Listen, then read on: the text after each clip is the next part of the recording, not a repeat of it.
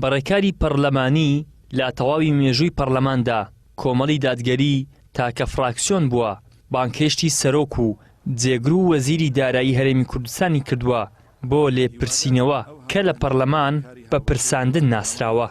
پرساندنەکەمان بۆ سەرۆکی حکوومەت لەبەر ئەم هۆکارانەیە و ئەم پرسیارانەمان هەیە. ئایا حکوومەت چۆن بە بڕیارێکی کارژێری مافێکی بە یاسا دابینکرا و دەستکاری دەکات؟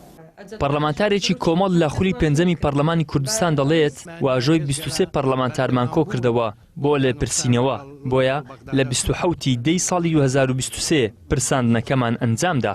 عرقەلەی زۆر دروستکرا بۆەوەی واژوەکان بە پێی پێویست کۆ نەکرێتەوە، بەڵام ئێمە هەر سوور بووین هەتاوەکو 23 واژومان کۆ کردەوە بۆ سەرۆکی حکوومەت و جێگری سەرۆکی حکوومەت و وەزیری دارایی واژووی کەمتری پێویست بوو. ئێمە لە 27 دەی 2020 لە پەرلەمانی کوردستان پرسانەکە ئەنجام درا بە غیابی، بەڵام ئێمە هەر سوور بووین دەبێ بە غیابی نەبێ، دەبێت سەرۆکی حکوومەت جێگرەکەی وەزیری دارایی بێنە پەرلەمانی کوردستان ئەوە بۆ هاتنە پەرلەمانی کوردستان. و کاندیدانی کۆمەڵی دادگەریش دەڵێن بەڕێکاری مەدەنی و یاسایی بەردەوام دەبین لە لێپرسینەوەی بەرپرسان و بانکێشتکردنیان بۆ پەرلەمان. ئێمە وەکو ئەندامانی کۆمەڵ کە فراکسیۆنمان هەبوو لە پەرلەمانی کوردستان لە خۆلەکانی ڕابردوودا هەمووی بە تایبەتی خولی پێشودا و توانی ویانەکەەوە پرساندن بۆ ژمارەیەک لە بەرپرسانی حکومی بکەن.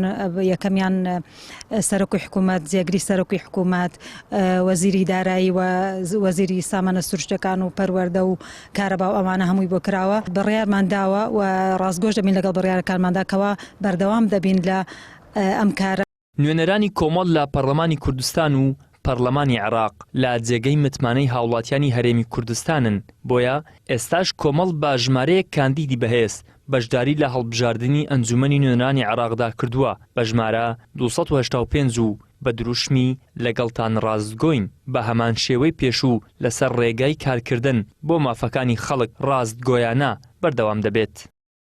ئیدریس محەممەد، کەناڵی ئاسمانی پەیام، هەولێر.